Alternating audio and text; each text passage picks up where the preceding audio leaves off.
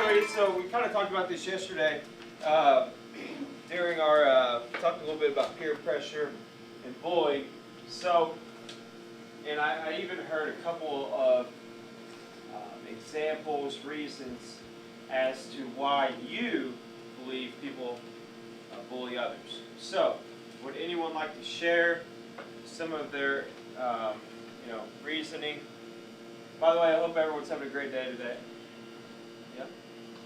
Sure, go. I'm only going to share one. Okay. I think people bully others to make them Feel better about themselves, absolutely, yeah. Maybe they were a bully, and so they think it's okay to bully others. They were bullied, so they think they can do others. Tatiana? Think they're better than other people? Jealousy, good. Sometimes because they don't get enough attention. Enough attention? Yeah, sure. They bully others to fit in. Fit in? Because people look different than them. They aren't the same as them, absolutely. Okay, they're in a different social group as them. They don't maybe play the same sport as them. Okay, there are a lot of reasons as to why people are bullied and do, the bullying themselves. So, right now, I told you yesterday we're going to have a guest speaker for today and Friday. This is Amy. Okay, you call her Miss Amy. All right, she's from Silverleaf. All right, she's going to give you a presentation on, I think there's like 4 different topics. Okay, so please, if you have any questions, just ask her. Okay, she's the expert, and it's all you. My name is Miss Amy. I actually work at Silverleaf Sexual Trauma Recovery Services in E-Town. We are the Rape Crisis and Child Advocacy Center. So some of you may remember me from elementary and middle school. I did body safety, good touch, bad touch, self-esteem, bullying, internet safety, all of those kind of things. So what we're going to talk about actually for the next 3 class periods that you're in here, so you get to listen to me instead of Coach Browning. So that could be good or it could be bad, See, he's not even paying attention. We're good. We're going to talk about Green Dot. We are actually going to, you ladies are going to be you're going to be trained in Green Dot. On Tuesday, you will get a certificate that says you have completed Green Dot training. So that's awesome. Green Dot is a bystander intervention program. So we don't focus on the victim. We don't focus on the perpetrator. We focus on that third person, that bystander that always seems to see something that's going on. Okay. This was a 5-year longitudinal study with the CDC and University of Kentucky and the rape crisis centers across Kentucky. So we implemented this program in 26 high schools across the state. And we found that there was a reduction of 30 to 40% in sexual violence, in bullying, in stalking, and domestic abuse. Like, that's huge. There's no other program that has shown those kind of results, right? Because other programs that you guys have been trained in, what happens? Right? The grown-up comes in here and tells you what to do. Does that work? No. Okay? So I'm not going to tell you what to do, but I'm going to give you options on different things that you can do and how to handle different situations. Like, we're not going to change your personalities or those kind of things, but we're going to give you different options. Okay? Okay. If you're in the hallway, someone's bullying someone, are they going to listen to you or are they going to listen to an adult? Honestly, who are they going to pay attention to? You guys, right? I mean, yeah. Adults can say their stuff, but do you really pay attention to them? No. It's your peers, it's your friends that matter the most. It's not those grown-ups around us, it's your peers. And so that's what Green Dot is all about, is taking those peers and those bystanders and doing something about it. Okay, making the violence drop. And you are actually the first high school in Hardin County to actually implement Green Dot. So, yay, North, right? Now, we're going to talk about dating violence. We're going to talk about bullying. We're going to talk about sexual assault. And we're going to talk about stalking. Those are all things that you experience sometimes, or your friends experience those things. Those are things that happen in our schools and in our community. But there are other things that happen at home, okay? Maybe there's abuse between our parents. Maybe there's lots of fighting. Maybe there's sexual abuse, okay? Maybe there's child abuse. Those topics are huge, huge topics. We are not going to cover that in training, but if those kind of things are happening to you, make sure that you talk to somebody, okay? You can talk to me after class. You can talk to Coach Browning. Youth Service Center, okay? Miss Leslie, Miss Patty are amazing people. A lot of your teachers are wonderful, okay? So if those kind of things are happening, make sure that you reach out and you find somebody to talk to about that, okay? Those are huge things that we can't change, okay? So if those are happening, make sure that you reach out to somebody, okay? But we do have the power to change those things that happen in our school, right? So we are going to use clickers throughout the training. They're completely anonymous. I cannot tell which answer any of you clicked, okay? To make sure the clickers are working, we have a really easy question.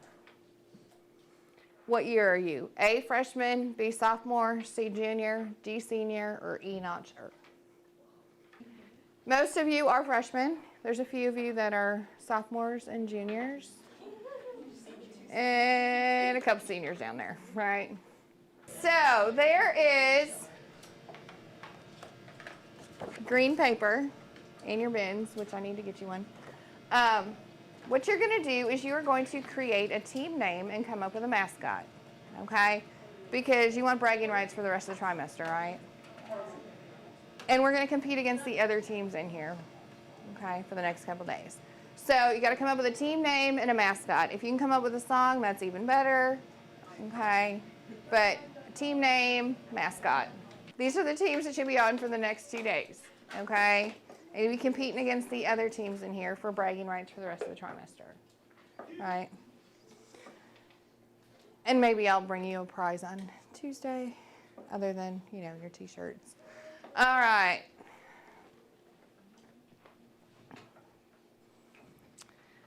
Another clicker question.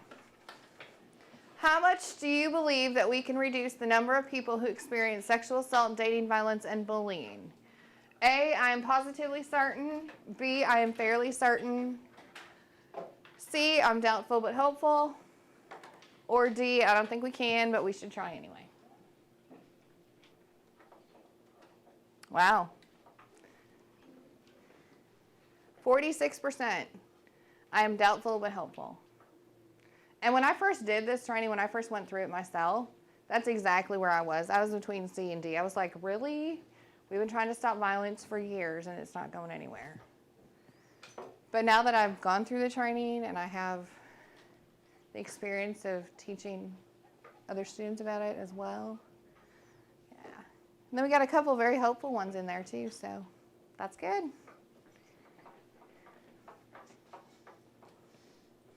So what we're going to talk about today is power-based personal violence, okay? Power-based personal violence is violence that happens between two people. Could be the stalking, could be the bullying, could be the dating violence, or the sexual assault, okay? It's where one person has more power against someone else. That power could be perceived. It might be real, it might not be. It could be their power could be that they're a senior. Their power could be that their family has money. It could be their power is they're the star athlete, or they're the smartest kid in class, okay? All of those things are different types of power. Yeah. Every 2 minutes, someone in the United States is sexually assaulted. That's 36 people that have been sexually assaulted just the time that you guys are in third period. That's crazy, okay? 11% of students experienced dating violence. And bullying, 160,000 students a day stay home from school because they're bullied. That's huge. According to the last KIPP survey, the national average for bullying is 25%. Okay, that 25% of students are bullied. That is the national average. Do you know what our average is for the 8-county region here? 32%. 32% of students have experienced bullying in that year. Okay, that's huge. That's a third of students almost. If there was one thing that you could do in your lifetime to make the world a better place for other people, what would it be? What would you do if you could do one thing? Okay, money's not an option. Magic wand, like, grant you that wish. What would that one thing be that you would do? What's the question? If you could do anything in your lifetime to make the world a better place, what would that thing be? And I have the magic wand, so like money's not an option, like travel's not an option. I just got the wand and it'll happen. Yes, ma'am. I would try to take away some people's self-hate for themselves. Okay, good. Yes, ma'am. Cure for cancer. Awesome. I would want to take away conflict. Okay. Good. World peace. Good. If I could do one thing, I would make sure that nobody goes hungry. Especially students. Like, I see so many students that don't have enough food at home.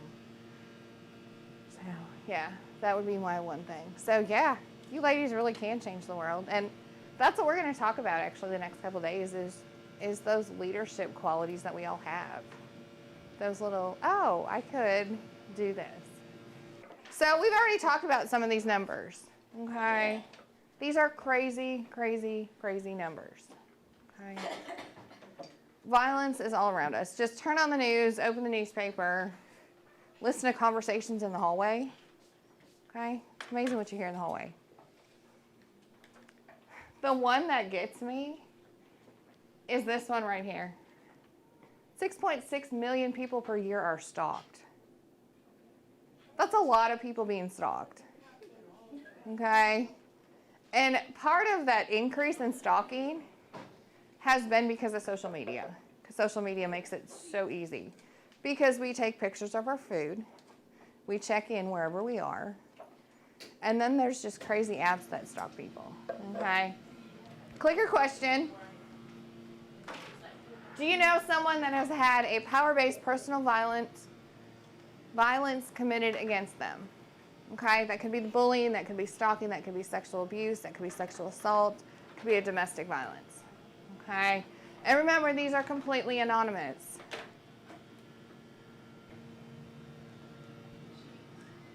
%96.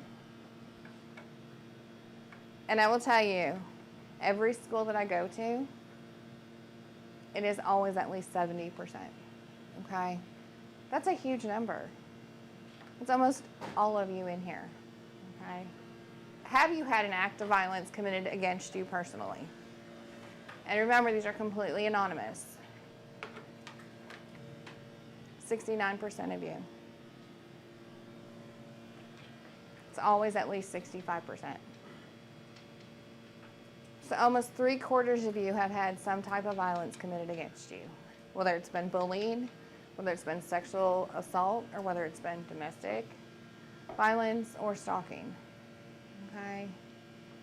That's a huge number.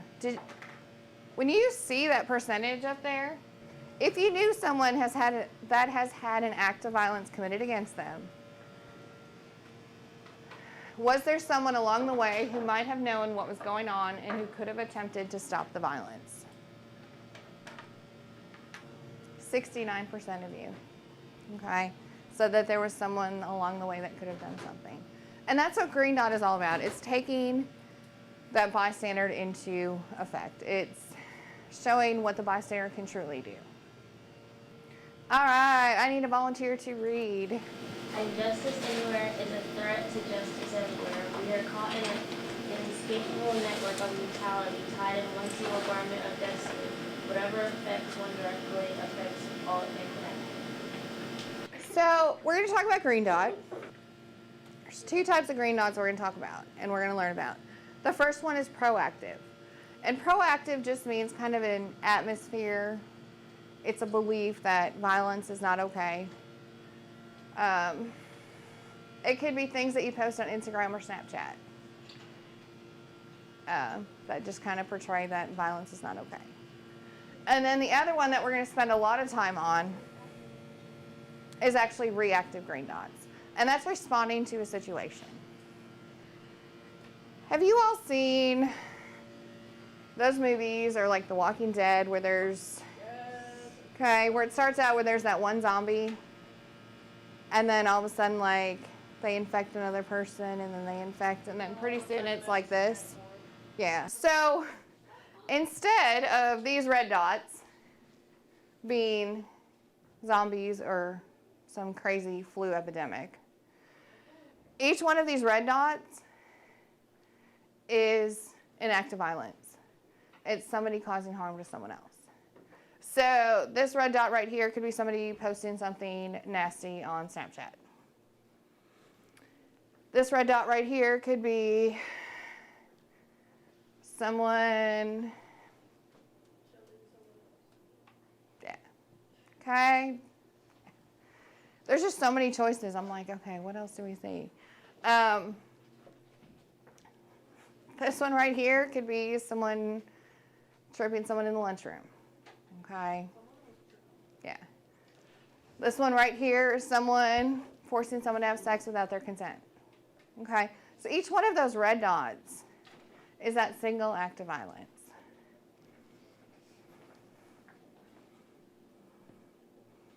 But the solution is actually those green dots, those reactive and proactive green dots. And when we have enough people standing up and doing something where we have a bystander intervening, what has happened to all those red dots? They turn green. They've like disappeared, right? And so by bystanding and by doing green dot, we are actually decreasing all of those bullying situations that we see, the domestic violence, the stalking, the sexual assaults. So green dot is that choice, it's that behavior, it's that attitude that we have that, you know what, violence is not okay. And when we go back to when we talked about if there was one thing that you could do to change the world, like how many of you said, like it kind of became this like group of, well, I'd stop the conflict and world peace and all of those kind of things. That's what green dot does. Okay, it helps create that cohesiveness. I need someone to read. Yes, ma'am. The world is a dangerous place, not because of the people who are evil, but because of the people who don't do anything about it. All right, so what does that mean? What is Mr. Einstein saying? That basically it's like, just because you're seeing something's bad, it could reflect on you because you're not doing anything to stop it. Okay. So what we're going to do is we're going to define ourselves as bystanders. We're going to recognize red dots. We're going to recognize those obstacles, which you guys have already started to talk about. And we're going to do proactive and reactive green dots. So a bystander, there's actually two different types of bystanders. There's the passive and the active bystander, or what's titled here is the green dot bystander. So the person that does something or the person that does not.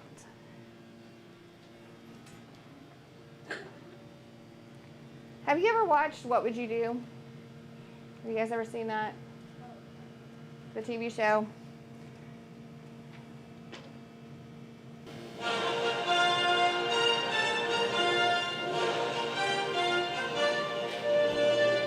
Good evening. Welcome to more of this special prime time.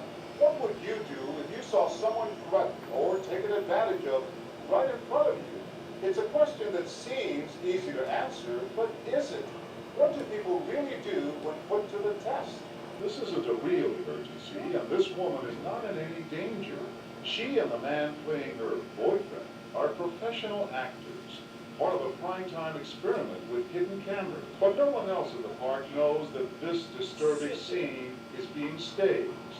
We wanted to know, what will people do?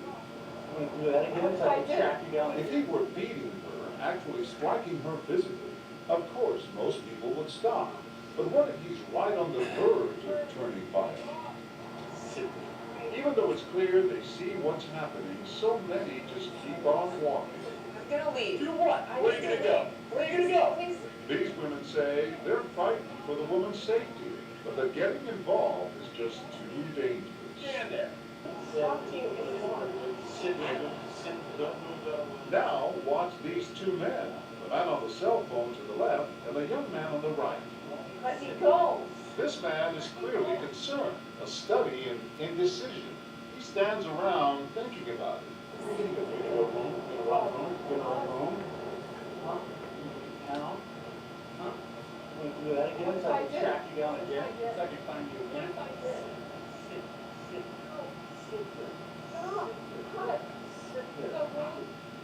Finally, he walks away.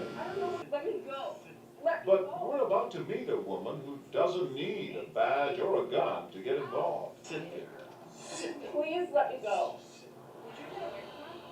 She's fine. No, you're scaring me. I don't even know you. I can't She's even fine. imagine what you're doing to her. Tell her you're fine. No. I'm gonna call the police if he doesn't come down, because he looks like he's about to hit you. I'm not gonna hit anybody. You put your hands on her. Well, shit, Put your this is our hands on her. business. It's not anybody's business but ours. Are you kidding? No. You're in a public place. You made this everybody's business. But I was scared to death the entire time I was talking to him. Amy manages a local gym. But I figured I should just stay there just until whatever happens stops. Scared as she was, Amy says she was compelled to help. Regret. I noticed a mother at a park dragging her daughter by her hair for over 20 feet with the little girl screaming, and to this day it always bothered me that nobody ever stood up and stopped the lady. What did you take away from watching that? The standards for what's meant to be fixed and what's not to be fixed very well, especially with that police officer. He said it didn't seem like it was physical enough. Right. But how much more physical does it need to be Yeah. in order for it to stop? Yeah.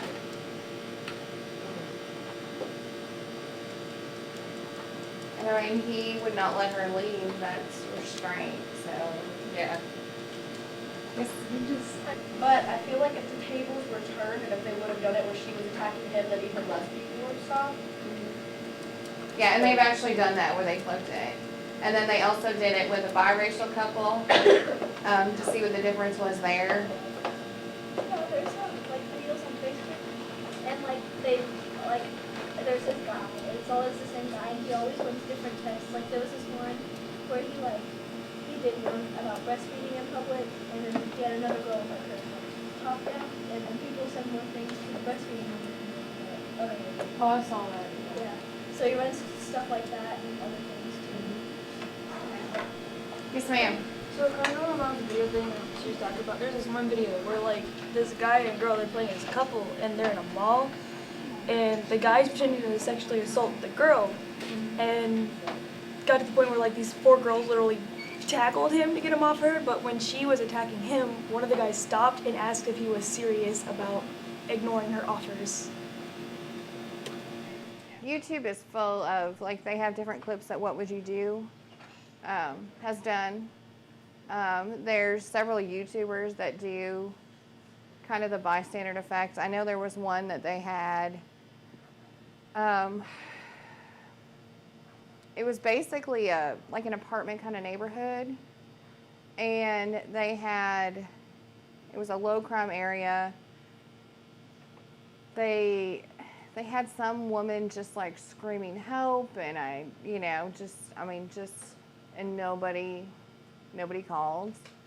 But then when they did it, when she wasn't screaming help and it was just really loud and you could just hear the arguing, then more people helped. It was just really odd. Like, those social experiments definitely like that. The same thing bothered me about the girl, about how multiple people said that it wasn't physical enough or it didn't look serious enough, because it was obviously like going to get worse. Like, it didn't seem like they had resolved even when it was just an argument. And that really bothered me because it was, like, I don't know, it just seemed like a really bad reason to not stop. And it was just like they were just shrugging it off like it was no big deal. What about the gender difference, okay? Like, there was the one guy that was on the phone that kind of stopped and kind of, like, made his presence known. But the rest of them kind of just walked on by and... It was like a lot of the males moved away, and mostly females tried to do something about it. Because I think females can relate more. They're like, okay, the males are like, it could become more physical, but I don't think it is, so I'm just going to leave. And the females are like, we're going to stop it before it happens. I don't know, it's just a male-female ratio. I think for some of the males, it may have been like, not, I can't say it for all of them, but maybe some of them thought that it was like a normal thing, like if they're raised around a lot of disputes and they themselves get in a lot of disputes, it's like, I think that maybe some of them thought that it wasn't anything to worry about, that it was just a normal couple fighting. I just wanted to like say something like how most of the women stop. I feel like it's because they feel more guilty about stopping. I feel like girls personally feel way more guilt than guys do. I know a lot of guys who don't really feel guilty about stuff. So like that one lady who stopped them, she said she felt guilty because she saw mom dragging her daughter through a parking lot and she didn't do anything about it. She felt guilty. So I just feel like if they didn't stop or something, they would have felt so guilty about it. Okay. Yes, ma'am. I think had it been like the other way around and a girl had been beating on the guy, I think not as many girls would have stopped, and if they did stop, they probably would have like cheered the girl on for doing what she was doing. Whereas guys probably would have like stopped more and been like, is that seriously going on? What should we do? Should we help him or not? Because they can't hit a girl, so they won't. I also think that a lot of guys would have made fun of the other guy for letting a girl beat on him. I think that would happen more often. I think that it's not specific to girls or guys. I think it's just that each gender sympathizes with their own gender more so than the other gender, and that's just like they don't mean to, but it's just something that happens, and you're just raised with it. Like guys will be guys or whatever. Like you're taught that at a young age, and so like that's just something that they keep. And so when a girl is getting like yelled at or beaten or anything, then guys don't really sympathize with her as much as if it was a guy. I think that in today's society, women have to go through a lot more than men have to go through. So it's like, I can see it because like, women have to worry more about things that men would do to them more than men have to worry about growing up, the things that women could do to them. Just by them being a boy and how girls are already looked down on for being a girl, and they already look down on being more easy to like do whatever you want with them because they're more feminine and they're more smaller. So I feel like that's why, because they have to worry about being safe just because the fact that they're a girl. Guys don't have to worry about that. Like some guys do, some girls do, but it's like more for girls than guys do. So it's annoying hearing like having to always switch it because like it's not their issue right now. Okay. For more information on Green Dot, you can contact Silverleaf Sexual Trauma Recovery Services. Our phone number is 270-234-9236 or online at silverleafky.org.